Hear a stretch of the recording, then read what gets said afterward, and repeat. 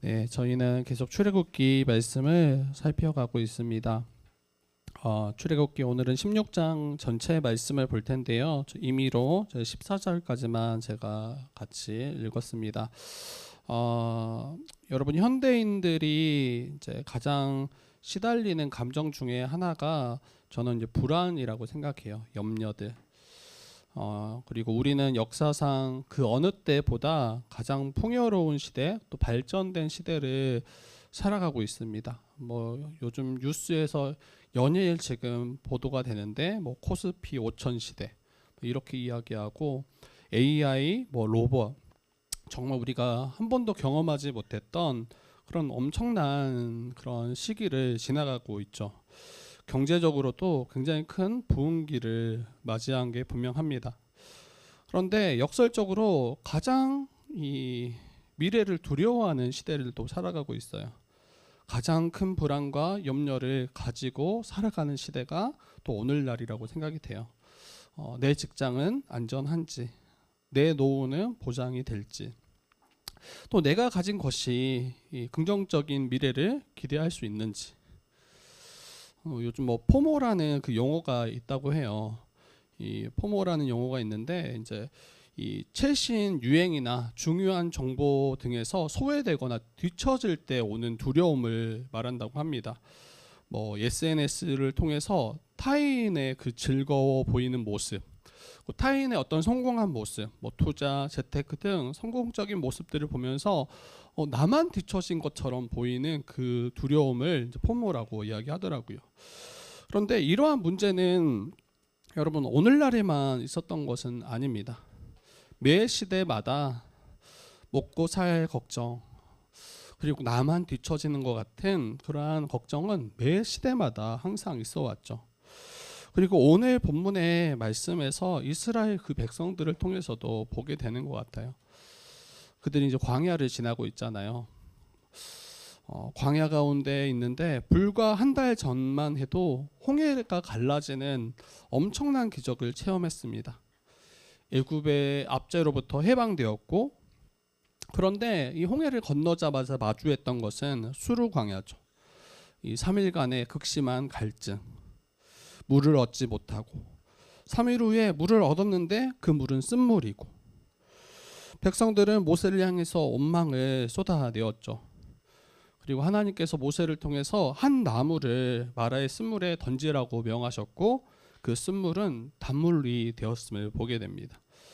그 말씀의 이 한 나무가 예수 그리스도를 예표한다라고 제가 여러분과 나눴어요.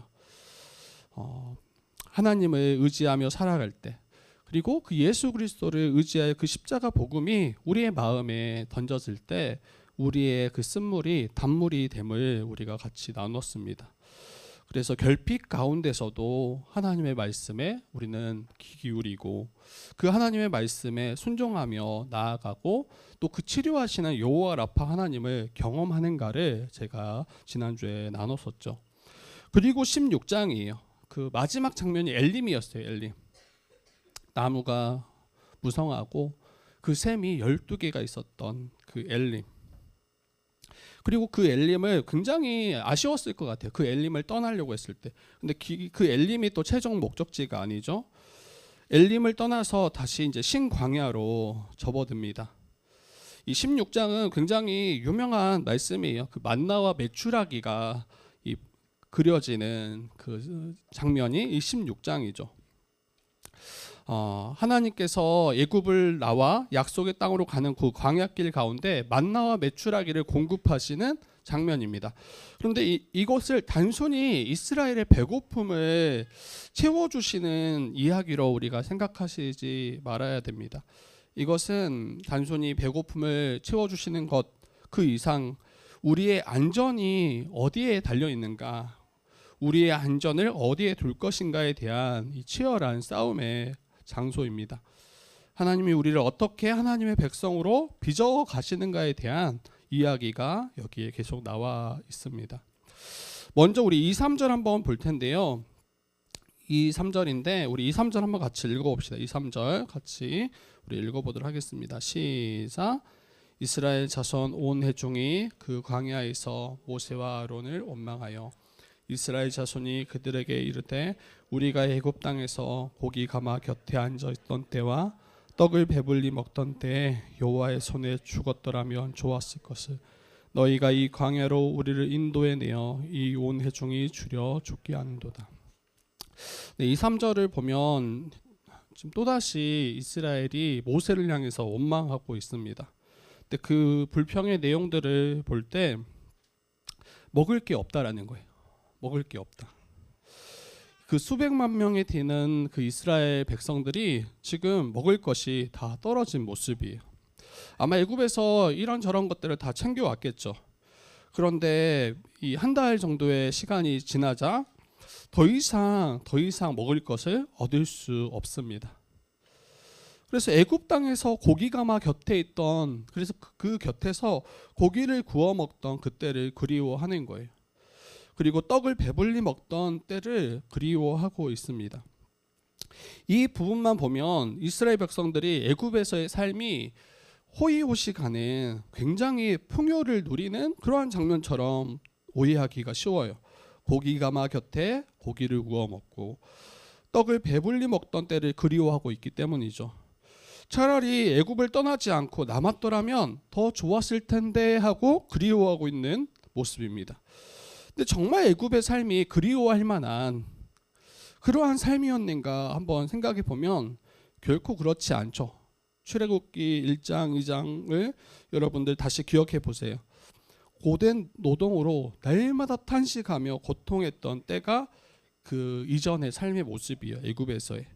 그들은 노예였고 자신들의 아들을 낳으면 나라 정책적으로 아들들을 나일강에 던져버려야 했던 때였습니다. 그런데 지금 그들은 먹을 것이 없음으로 인해서 그 노예 생활했던 때 그때를 도리어 굉장히 아름다웠던 시절로 지금 기억하고 있는 거예요. 도대체 왜 그들은 구원받은 자유인의 삶을 도리어 비참하다 여기고 다시 비참했던 그 노예의 삶을 그리워할까? 이것을 한번 생각해 보셨으면 좋겠어요. 이건 단순한 배고픔의 문제가 아니라 우리 안에 깊이 뿌리 박혀 있는 그 죄된 본성에 대한 문제입니다. 이 타락한 우리의 죄된 본성은 하나님을 신뢰하며 걷는 그 불확실한 그 광야, 하나님을 신뢰하며 걷는 그 불확실한 광야보다 차라리 배가 부른 애굽의 노예 상태를 더 낫다라고 지금 속삭이고 있는 거예요. 노예 때 바로로부터 얻는 그 배급, 눈에 보이는 확실한 그 배급, 그것이 훨씬 좋다라고 여기고 있는 모습입니다. 우리도 한번 우리의 삶을 한번 돌아봤으면 좋겠어요. 하나님께서 우리를 구원하심으로 인해 큰 기쁨의 찬송, 또 춤을 추며 기뻐했던 우리의 모습들을 기억할 거예요. 근데 얼마 지나지 않아서 마주한 현실의 그 벽. 근데 그때 어떻게 우리가 은연중에 생각하냐면 차라리 내가 복음을 몰랐더라면, 차라리 내가 교회에 속하지 않았더라면 좀 더 편하게 살 수 있었을 텐데, 이런 고민과 걱정은 하지 않았을 텐데, 어떻게 복음을 알아서 어떻게 교회에 속해서 이게 내 이런 고민들을 하고 마음 아파하는지. 도리어 자기가 예수를 알지 못했던 그때, 복음을 알지 못한 그때를 그리워하며 그때의 삶이 더 낫다라고 여기는 것들을 보게 되죠. 세상 사람들과 비교하며 자신이 더 뒤처져 있다라고 생각될 때 자신의 처지를 아쉬워하며 옛적 세상에 속하여 살았던 그 세상에 속하여 살았던 그때를 그리워하는 우리의 모습을 때로는 보기도 합니다. 하나님이 이끄시는 그 믿음의 길이 여러분 보이지 않을 때가 있잖아요. 그러면 불안해요. 사람들은 불안해하고 때로 생존의 위협이 느끼면 여러분 우리는 본능적으로 내가 떠나왔던 그 애굽을 은근히 다시 돌아보고 돌아갈 수 없나라는 생각을 가지게 되는 거예요. 그때 당시 내가 얼마나 힘들었는지를 기억하지 못하는 거예요. 그리고 당장 눈앞에 있는 현실의 문제를 더 크게 보고 그 옛날이 더 좋았더라라고 여기는 거예요. 참 이상하죠.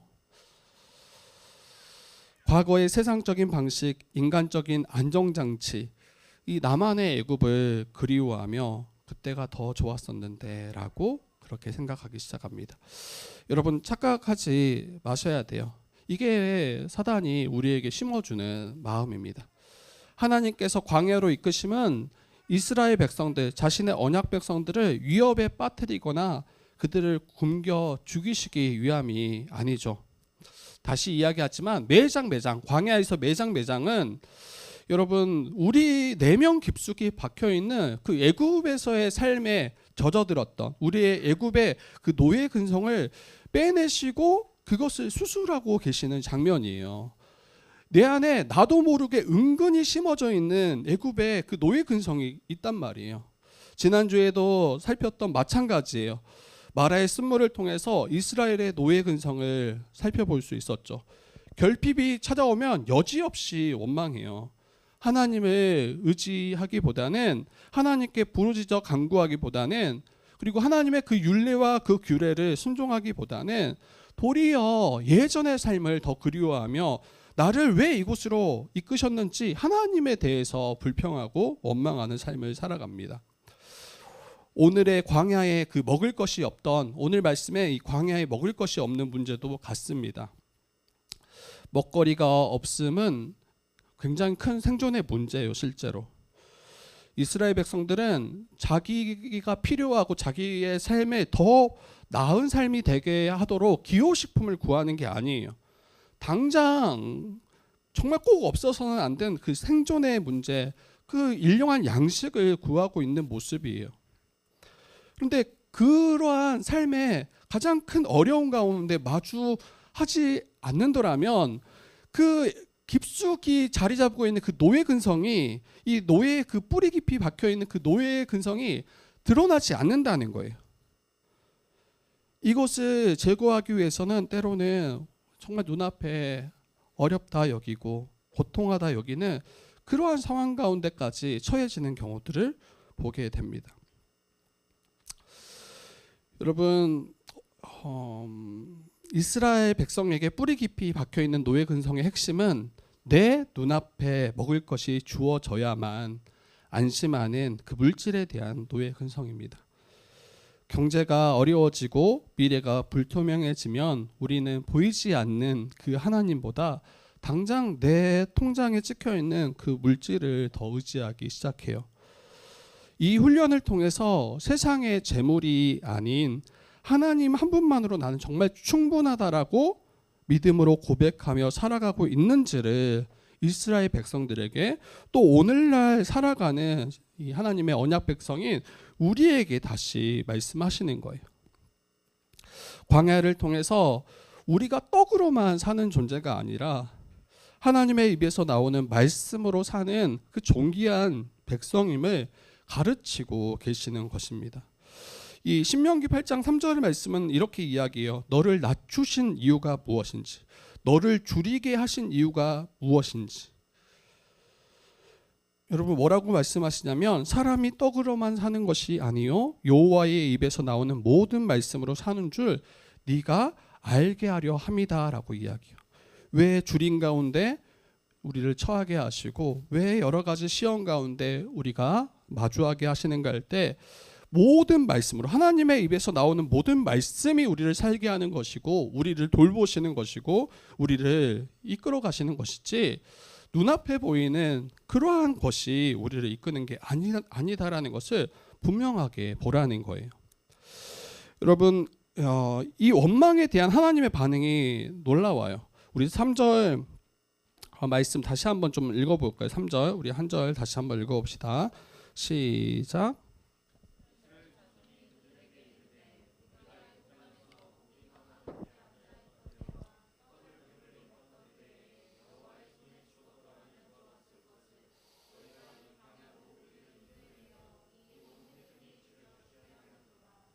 그리고 4절 보니까 그때 여호와께서 모세에게 이르시되 보라 내가 너희를 위하여 하늘에서 양식을 비같이 내리리니 백성이 나가서 일용할 것을 날마다 거둘 것이라. 여러분, 여기서 뭐라고 원망하냐면 떡을 배불리 먹던 때 여호와의 손에 차라리 죽었더라면 좋았을 것을. 왜 우리를 이 광야로 인도해서 온 회중이 줄여 죽게 하는가라고 원망합니다. 근데 제가 하나님이었더라면 진짜 분내셨을 것 같아요. 그토록 놀라운 일들을 이적을 체험케 하시고 눈에 보여주셨음에도 불구하고 여전히 신뢰하지 않는 그 이스라엘 백성들의 모습을 보면서 이렇게 이야기하잖아요. 여호와의 손에 죽었더라면 좋았을 것을. 딱 그 말 듣고 저는 그랬을 것 같아요. 좋다. 내 손에 한번 정말 죽어봐라. 당장 징계하고 벌하 했을 것 같아요. 그런데 하나님께서는 이스라엘 백성들에게 분노하시거나 벌하시지 않고 4절의 말씀처럼 하늘에서 양식을 비같이 내리실 거다라고 말씀하세요. 하나님께서는 도리어 하늘의 양식을 준비하셨고 정말 모든 이스라엘 백성들 200만 명이 넘는 그 엄청난 규모의 인구가 다 배불리 먹게 될 것임을 이야기하세요. 그런데 독특한 규칙이 하나 있습니다. 백성이 나가서 일용할 것을 날마다 거두라는 거예요. 매일의 필요를 날마다 나가서 거두어서 먹으라라고 이야기하는 거예요. 아침마다 빈들에 이 만나가 내리죠.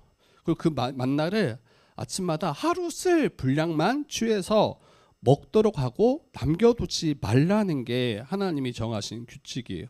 근데 저는 이걸 딱 들었을 때 좀 몇 달치, 그리고 뭐 넉넉하더라면 뭐 한 1년치의 양식을 거두게 하셔서 좀 저장해서 들고 다니면서 필요할 때마다 그렇게 먹게 하시면 안 되나?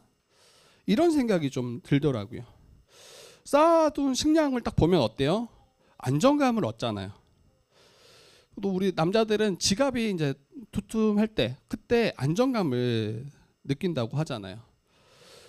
여러분, 자신의 필요를 얻었기 때문에 만약에 이러한 방식으로 하나님이 날마다의 그 양식을 거두게 하신 게 아니라 한 달치나 두 달치 아니면 몇 년치를 거두게 하셨더라면 그들은 자신의 필요를 다 얻어서 하나님을 날마다 찾지 않았을 거예요. 하나님을 의지하지 않고 어느 순간 쌓아둔 그 식량을 의지하면서 공급하시는 하나님이 아닌 자기가 쌓아둔 그 소유를 보며 이 안정감을 누리고 그것으로 인해서 만족하게 될 것입니다. 그리고 어느 순간 하나님이 베푸신 그 놀라운 은혜를 당연하게 여기며 살아가게 될 게 분명해요. 하나님은 계속 가르치시는 거예요. 매일의 아침마다 그 만나를 거둘 때마다 너희를 살리고 너희를 먹이는 것은 이 너희가 쌓아 올린 물질, 소유가 너희를 지키고 너희를 보호하는 것이 아니라 공급하시는 하나님을 너희가 기억하고 그 하나님을 의지하면서 살라는 것을 이 광야 40년이라는 세월 동안, 시간 동안 계속해서 가르치시는 거예요. 여러분, 돌아온 탕자를 한번 생각해 보세요. 그는 아버지에게 관심이 없어요. 그 돌아온 탕자의 그 말씀을 보면 아버지의 소유만 관심 가지고 살아가죠. 그 소유를 이제 굉장히 예의 없이, 버릇 없이 아버지의 소유를 달라고 하잖아요. 그리고 그 소유를 얻자마자 아버지를 떠납니다. 그리고 허랑방탕하게 살았던 모습을 우리가 살펴봤죠. 아버지는 아들과의 친밀함을 기대해요. 아버지는 자신이 가진 재물과 소유에 아들이 관심 갖기보다는 아버지 자체에 관심 갖고 그 아버지와 친밀한 교제를 나누기를 기대하세요. 그런데 자신의 손에 아버지의 소유가 주어지자 아버지는 더 이상 관심사가 아닙니다. 저는 이러한 일이 광야를 살아가는 이스라엘 백성들, 또 이 땅을 살아가는 저와 여러분들에게 동일하게 일어날 수 있다고 생각해요. 하나님으로부터 모든 것이 오잖아요. 재물, 건강, 우리의 모든 소유들. 여러분, 그것이 하나님으로부터 왔는데 이것이 가장 우리의 1차 관심사, 이것에 우리가 너무 사랑에 빠지고 여기에 마음을 빼앗기는 이런 모습은 저는 하나님 보시기에 너무 아쉽고 안타깝겠다라는 생각이 듭니다. 하나님은 매일 우리의 필요를 채워주시죠. 그리고 우리와 만나기 원하시고 우리와 교제하시기 원하셔요. 매일의 식사를 아침마다 공급하시면서 그 주님과의 식탁의 자리로 초대하시는 장면이 저는 이 광야의 40년 만나와 메추라기라고 생각해요. 우리는 하나님에게 관심이 없습니다. 그냥 그 만나와 메추라기에 모든 관심을 쏟죠. 그리고 그것이 있으면 기뻐하고 그것이 없으면 도리어 하나님을 원망하는 것들을 보게 돼요. 제가 전에 한번 예를 들었던 그 예화인데, 뭐 어떤 부모들은 대학생 된 자녀들이 이제 용돈을 계좌이체 시키지 않고 집으로 한 달에 꼭 한 번은 내려와서 용돈을 받아가라고 이야기합니다. 그리고 식사를 하세요. 와서 함께 해야 용돈을 주시겠다라고 엄포를 놓으시죠. 안 내려면 절대 용돈 없다라고 말씀하세요. 근데 그 부모의 마음이 왜 그러할까 생각해 보면 자녀와 만나고 싶은 거예요. 자녀와 함께 식사하고 싶은 거예요. 교제하고 싶은 거예요. 그런데 아직 철들지 않은 이제 자녀들은 거기에 대해서 불평. 왜 이렇게 번거롭게 굳이 그 먼 길을 몇 시간씩 시간 내서 그냥 계좌이체 딱 아주 간편하게 간단하게 편하게 이렇게 하시면 되지 왜 이렇게 한 달에 한 번씩 꼭 내려오라고 하나. 그게 잘 이해가 안 될 거예요. 그런데 정말 자녀를 둔 부모들은 그 마음을 너무 잘 이해하죠. 이처럼 하나님께서는 아침마다 매일의 양식을 공급하심으로 그들이 하나님이 나의 참 하나님이시며 일용할 양식을 공급하시는 우리의 아버지 되심을 잊지 말도록 이 아침마다 40년 동안 아침마다 이 만나를 공급하시는 것을 보게 됩니다. 저는 기도가 그러하다고 생각해요. 우리의 기도. 얼마나 많은 기도의 간구들이 있습니까? 또 우리의 모든 필요를 뭐 정말 수백 가지 뭐 수천 가지 우리의 모든 필요 간구하실 때 단번에 딱 들어주시고 쪼잔하게 그때그때 필요할 때마다 찔끔찔끔 들어주시지 않고 한꺼번에 다 몰아서 이렇게 응답해 주시면 안 됩니까? 저는 다시 이야기하지만 하나님은 우리를 자녀의 관계에서 우리와 관계를 맺고 교제하시기를 원하세요. 기도가 그런 것 같아요. 하나님을 찾는 그 시간, 하나님께 간구하는 그 시간, 하나님과 교제하는 그 시간, 그 시간을 하나님은 정말 기뻐하세요. 그리고 우리와 함께 하시는 것을 기뻐하시죠. 하나님을 찾고 구하는 것을 기뻐하시죠. 여러분, 하나님께서는 이스라엘 백성들이 매일 아침 빈 들판으로 나가 하늘을 쳐다보면서 이렇게 아마 간구하는 그 기도를 기뻐하셨을 거예요. 주님, 오늘도 주님의 은혜가 없으면 저는 살 수 없습니다. 날마다 채워주셔서 감사합니다. 그러한 고백들을 들으시고 기뻐하셨을 겁니다. 매일의 양식을 거두고 아침까지 그것을 또 남겨두지 말라고 하나의 규칙을 세우십니다. 매일의 양식을 거두고 아침까지 남겨두지 말라. 다음 날까지 저장하지 말라는 거예요. 매일 아침마다 그들의 필요를 친히 공급하시겠다라고 약속하셨어요.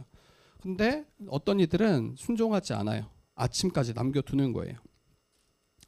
그 이상을 하루치 분량만 거둔 것이 아니라 더 많은 것을 거두어서 저장하려고 했던 거죠. 이제 그 이유는 아마 두 가지 정도가 될 것 같아요. 하나님이 안 채워주실 거다. 아침마다 하나님께서 채워주시지 않을 거라는 어떠한 믿음. 그리고 똑같은 만나잖아요.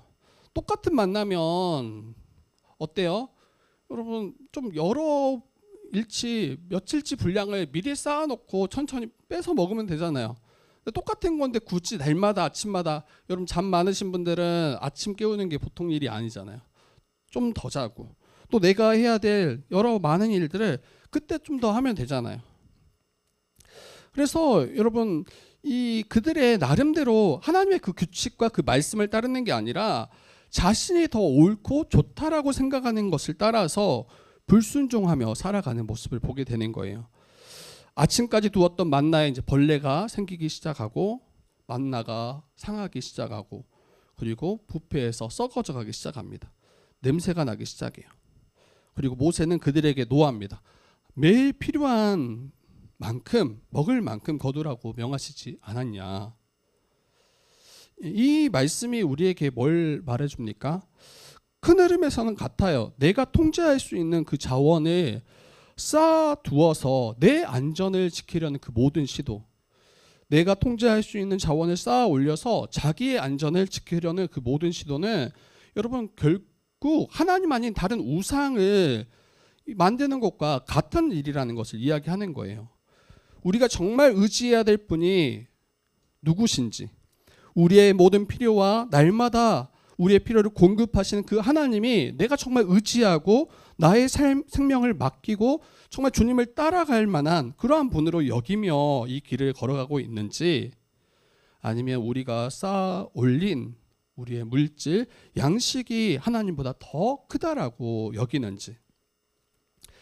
그렇지만 만약에 하나님 아닌 다른 것을 쌓아 올리고 있더라면 언제든지 그것은 벌레가 생길 것이며 상해서 결코 아무것도 쓸 수 없게 될 게 분명합니다. 애굽의 노예로서의 그 정체성, 손에 잡히고 눈에 보여야만 안전을 추구할 수 있다라고 여기는 그러한 것이 이 애굽의 400년 가까이 살며 그들에게 뿌리 깊게 박혔던 노예의 근성입니다. 하나님은 그러한 백성들 가운데 지금 말씀하시는 거예요. 눈에 보이지 않지만 모든 만물을 주관하시고 그의 자녀들의 모든 필요를 날마다 공급하시는 그 하나님을 여러분 신뢰하십시오. 그리고 그분만을 의지하며 이 믿음의 길을 걸어가도록 우리에게 요청하고 계시다라는 것을 기억하면 좋겠습니다. 그리고 또 한 가지 또 규칙을 보게 되는데 6일날은 6일날 7일까지 한 주라면 6일날은 2배로 거두라는 거예요. 2배로 거두라. 7일째 되는 날에는 거두지 말라는 거예요. 들에 나가지 말라. 그리고 안식하라고 명령하십니다. 5일째 되는 날에는 아침까지 만나를 두면 안 된다. 그 달 필요한 분량만큼만 쓰고 다 이제 먹도록 말씀하셨더라면 6일째 거둔 만나는 2배 분량을 거두고 아침까지 두어도 괜찮다라고 이야기하세요. 여러분 광야의 환경은 똑같잖아요. 광야의 환경은 똑같아요. 그 조건은 똑같아요. 그러면 6일째 거둔 만나도 아침까지 두면 벌레가 생기고 냄새가 나고 썩어져야 될 게 분명해요. 근데 하나님께서는 6일째 거둔 그 만나는 2배를 거두고 아침까지 두어도 괜찮을 거다. 7일째 그 6일째 거두었던 그 분량을 먹어라 라고 말씀하세요. 이걸 통해서 우리에게 또 말씀하시는 게 있죠. 여러분 하나님께서는 하늘에서 내리시는 양식을 통해서 이스라엘 백성들이 정말 내 말을 청종하는지 내 계명과 율법에 순종하는지를 계속 시험하십니다. 그리고 그 시험하시는 가장 중요한 지점은 하나님을 신뢰하는가입니다. 하나님을 신뢰하는가. 현실 앞에 펼쳐진 우리의 불안, 염려 가운데 하나님의 자녀된 이스라엘을 위해서 또 언약 백성된 우리를 위해서 신실하게 일하시며 또 모든 필요를 신실하게 공급하신다라는 것을 나는 믿는가? 나는 믿는가? 사람들은 본능적으로 내가 쌓아둔 것이 많을 때, 그것이 충분할 때 안전하다고 느끼고, 아까 이야기했던 것처럼 통장의 잔고가 두둑할 때, 내 가진 자산이 넉넉할 때 사람들은 안전하다고 느껴요. 그러나 이 땅을 살아가는 성도들은 나의 생존이 내 가진 소유에 있는 것이 아니라 하나님의 말씀에 달려 있음을 분명하게 아는 자이어야 한다라고 이야기하는 거예요. 눈에 보이는 현실보다 약속된 그 말씀을 더 신뢰하는가를 계속 점검하셔야 돼요. 그리고 여러분 이 말씀을 통해서 우리 한 가지 좀 생각해 봐야 될 게, 하루치 분량을 거두고 그리고 6일째 되는 날에 2배를 거두라고 했던 이 말씀을 생각해 보면서 오해하지 말아야 될 게 있어요. 이 저축하는 거, 그리고 요즘에 이제 투자, 뭐 이러한 부분들을 금지하는 말씀은 아닙니다. 성경은 다른 곳에서 이러한 저축이나 이런 것을 대비하고 예비하는 것을 이제 지혜롭다라고 이야기해요. 이 잠언 6장 6절을 보면 게으른 자여 개미에게 가서 그가 하는 것을 보고 지혜를 얻으라. 먹을 것을 여름 동안에 예비하며 추수 때 양식을 모으라라고 이렇게 이 개미로부터 배우라고 말씀하세요. 오늘날은 정말 이제 저축이나 투자, 뭐 연금 충분히 많은 것을 쌓아둘 수 있는 그러한 금융이라는 이 문화 환경 속에서 우리가 살아가고 있잖아요. 그러면 어떻게 그러면 신자는 살아가야 될까 한번 좀 생각해 보게 되더라고요. 중요한 건 동기예요. 우리 이 일을 하는 동기. 만나를 남겨두었다가 썩게 만든 사람들의 동기는 앞에서도 이야기했지만 하나님이 우리의 삶을 또 우리의 내일을 안 주실지도 모른다. 우리의 내일을 책임져 주시지 않을 수 있다라는 그 불신앙과 두려움이 밑에 저변에 깔려 있어요. 그리고 그 결국은 탐욕적으로 축적하는 일로 이어집니다.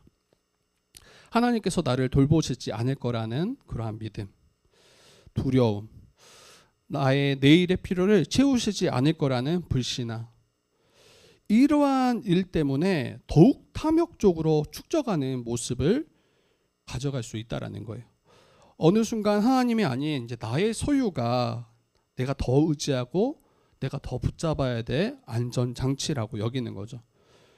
앞에서도 이야기했지만 그 모든 것은 결국 부패하고 썩어져 갈 것이며 결국에는 우리의 것이 되지 않게 될 겁니다. 그러면 어떻게 좀 신자가 이 물질을 다루어야 될까 생각해 보면 여러분 청지기로서 사셔야 돼. 청지기로서. 이게 우리에게 주어진 것이 내 것이 아니라 하나님께서 내게 주셔서 맡겨서 관리하도록 허락하신 것이 우리에게 허락하신 물질임을 기억하셔야 돼요. 내 거라고 생각하니까 이게 이제 문제가 되기 시작해요. 하나님께서 우리에게 허락하신 이 물질을 잘 관리하고 또 우리가 앞으로 분명히 일할 수 없는 시기가 올 거예요. 분명해요, 이거는. 우리가 나이가 먹어감에 따라서 또 때로는 어떠한 큰 어려움과 사고를 마주할 때 분명히 일할 수 없는 시기가 찾아올 때 그때 자기 자신과 때로는 가족과 우리의 이웃들 또 주의 한 몸 된 교회를 위해서 이것들을 지혜롭게 모으고 또 사용할 것을 준비하는 것, 이게 청지기의 지혜라고 할 수 있습니다. 근데 이러한 준비 없이 그달의 수입을 다 소비해버리는 방식이라면 결국 하나님께서 맡겨주신 이 사명을 감당할 수 없게 되겠죠. 함께 돌보며 살피도록 허락하신 교회와 지체들을 섬길 수 없게 됩니다.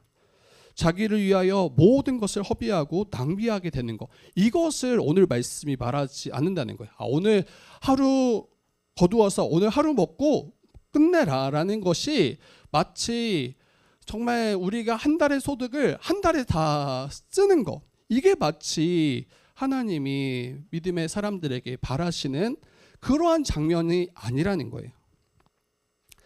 다시 이야기하지만 동기예요. 혹 우리가 가진 것들이 잘 쌓여갈 수 있어요. 근데 거기에서 우리의 안전을 찾고 그것이 마치 나를 지킬 수 있는 것처럼 여기고 있더라면 이미 부패하고 있는 그 상황이 될 겁니다. 그 물질을 청지기로서 정말 하나님이 내게 맡겨주신 물질이고 언제든지 주를 위해서 또 주의 몸된 교회와 또 사랑하는 지체들과 이웃들을 위해서 주님이 원하시고 또 주님 마음 주실 때 우리가 흘려보낼 수도 있고 또 우리의 그 앞날을 예비해서 이러한 부분들을 모으는 거 저는 괜찮다고 생각하고 지혜롭다고 생각해요. 그런데 중요한 것은 동기가 너무 중요하다고 생각합니다. 다시 말씀드리지만 오늘날 우리가 미래를 위해서 저축하고 연금을 붓고 투자를 하는 거 죄가 아닙니다. 그것을 일할 수 없는 그 날을 대비해서 우리가 모으고 또 준비하고 있더라면 이건 지혜로운 일이 분명해요. 그러나 내가 하나님보다 내 통장의 잔고 그 숫자를 든든한 백으로 여기고 있더라면 그것은 내일이면 썩어버릴 그 만나를 껴안고 기뻐하는 것과 다르지 않는 거예요. 투자를 할 수 있지만 소망은 물질에 두지 마셔야 돼요. 이게 진짜 어려운 것 같아요. 투자를 할 수 있지만 그 투자를 하면서 소망을 하나님께 두는 거, 이게 진짜 어려운 것 같아요. 제가 볼 때는. 돈을 불릴 수 있지만 자족할 수 있는 거, 한없이 모으려고 거기에 발부동 치지 않는 거. 큰 수익이 날 수 있겠죠. 그런데 더 욕심내서, 이미 수익이 있음에도 불구하고, 큰 수익이 있음에도 불구하고 욕심내서 빚까지, 레버리지라고 하더라고요. 빚까지 내어서 투자하는 거, 이런 것들은 경계해야 합니다. 자신이 가진 것을 나눌 줄 알아야 되고요, 흘려보낼 줄 알아야 돼요. 그리고 적어도 주일에는, 이제 안식일이 나와요. 이 오늘 본문에 6일째 되는 날 2배를 거두게 하신 것은 7일째 되는 그 안식일 날 하나님을 온전히 예배하고 그 하나님을 바라보도록 하신 하나님의 이 섭리가 있는 거죠. 이것을 기억한다면 우리는 어떻게 해야 되겠습니까?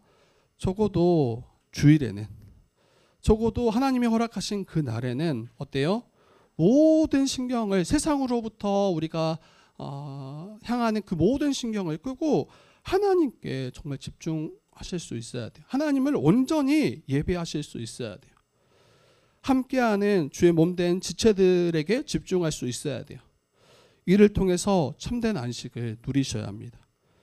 이를 통해서 광야 같은 이 자본주의 시대를 살아가는 우리 신자들이 자기의 신앙을 지키고 우리의 믿음을 지킬 수 있어야 돼요. 그런데 이것을 우리가 붙잡지 않으면 계속해서 다른 곳으로, 하나님 아닌 다른 것으로 계속 우리의 모든 신경들이 뻗쳐져 가기 시작하게 분명합니다.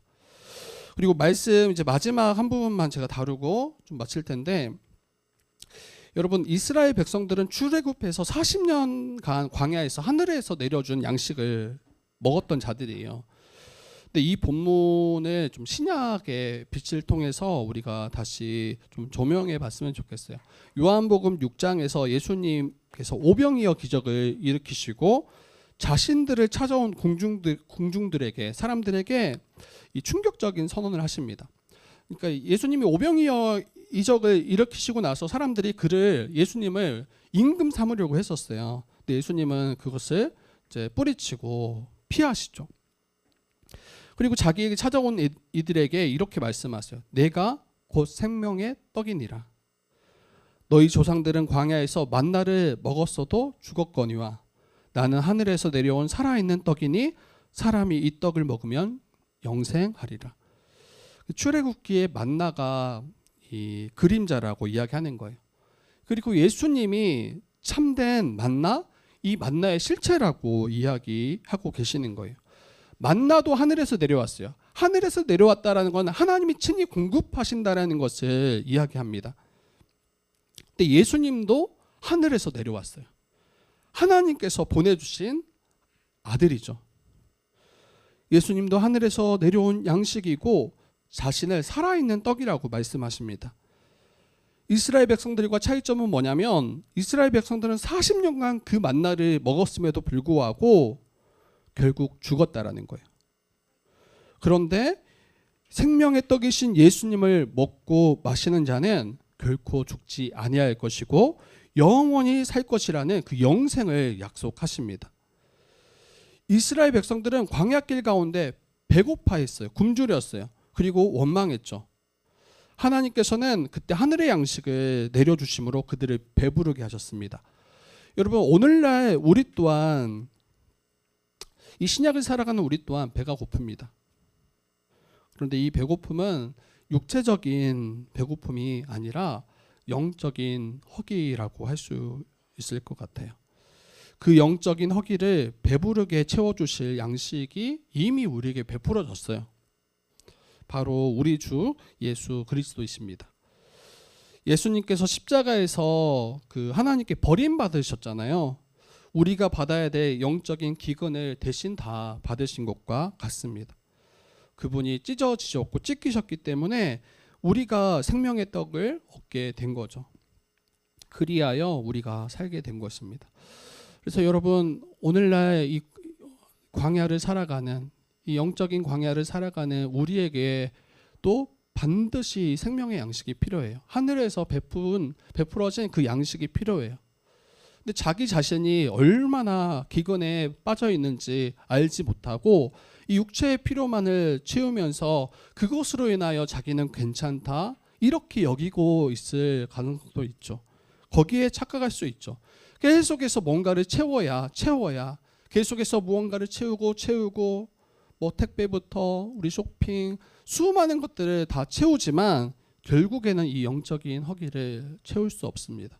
근데 유일하게 우리의 이 영적인 허기를 채우실 그 양식을 베푸셨는데 그게 바로 예수님이라는 거예요. 그래서 우리가 예수 그리스도를 알고 그 예수 그리스도 안에서 함께 교제하며 주님을 먹고 마실 때 우리가 살아나기 시작하고 힘을 얻기 시작합니다. 여러분 말씀을 맺도록 하겠습니다. 오늘날 저와 여러분은 정말 어떻게 살아가야 될지, 여러분 나는 무엇으로 살아가는가를 한번 다시 점검해 봤으면 좋겠어요. 나는 이 하루를 어떻게 살아내는지, 아침에 눈을 떴을 때 우리는 무엇으로 시작하는지. 우리 너무 쉽게 이제 스마트폰이 우리의 그 아침을 반겨주죠. 뭐 뉴스나 뭐 이슈들, 주식 시황, 뭐 SNS에 뭐 여러 글들, 뭐 영상들. 근데 이것들이 우리 아침을 시작하는 그러한 시작점이 될 때가 많아요. 근데 그것으로 시작하기보다 좀 말씀으로 우리가 시작하실 수 있으면 좋겠어요. 말씀으로 주님 오늘 당신이 필요합니다. 이스라엘 백성들이 아침마다 그 만나를 거두러 나아가서 하나님과 교제하고 하나님과 함께 식사했던 것처럼 좀 우리의 아침이 그 말씀으로 시작되는 아침이 될 수 있기를 축복합니다. 그리고 안식을 여러분 훈련하십시오. 안식을 좀 훈련하시면 좋겠어요. 이 본문에서도 제7일에는 그 만나를 내리지 않았잖아요. 거두러 나가지 말라, 일하지 말라라고 이야기했어요. 이것은 우리가 수고해서 살아가는 게 아니라는 걸 말하는 거예요. 내가 수고하지 않아도 하나님께서 나를 먹이시고 입히신다라는 사실을 믿고 의지하며 살아가라는 것을 이야기합니다. 오늘날 우리가 쉬지 않고 끊임없이 일해야 된다라고 여기는 그 이유가 뭡니까? 결국 그러지 않으면 우리가 도태되고 그러지 않으면 우리의 삶을 유지할 수 없다라고 여기기 때문이에요. 그리고 이제 AI 막 로봇이 이제 한참 이제 등장하면서 우리가 경쟁해야 될 대상이 로봇가 되는 가능성이 클 것 같아요. 근데 그들하고 어떻게 경쟁합니까? 24시간 안 자고 일할 텐데. 우리의 가치를 그러한 식으로 증명하고 일하는 시간이나 노동의 강도를 가지고 이제 인정받는 시대는 아마 지나간 것 같아요. 정말 하나님을 의지하지 않고는 더더욱 살아가기 어려운 시대를 이제는 마주한 거 아닌가라는 생각이 들어요. 그래서 일주일에 하루 정말 일손을 온전히 놓고 안식일을 거룩하게 지킴으로 하나님을 신뢰하며 살아내는 훈련을 여러분 부단히 하시기를 또 부탁합니다. 그리고 마지막으로는 예수 그리스도를 날마다 먹고 마실 수 있었으면 좋겠어요. 세상의 것들은 먹으면 먹을수록 더 목마릅니다. 더 많은 돈, 더 높은 성취, 이것을 우리가 강구하지만 결국에 잠깐 만족을 줄 뿐이에요. 그리고 다 썩어져 버릴 만나와 같습니다.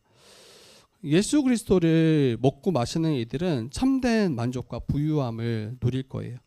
우리의 불안한 마음을 가지고 그 십자가 앞에 좀 나아가시기를 축복합니다. 그리고 당신을 위해서, 나를 위해서 찢기신 그 생명의 떡, 그 예수님을 받아서 먹으시기를 부탁드려요. 그때 광야 같은 세상 속에서도 결핍으로 인해서 우리가 고통하지 않고 주님으로 인해 만족하며 살아갈 것이 분명합니다. 그러한 은혜가 저와 여러분들에게 있기를 주님의 이름으로 축복합니다.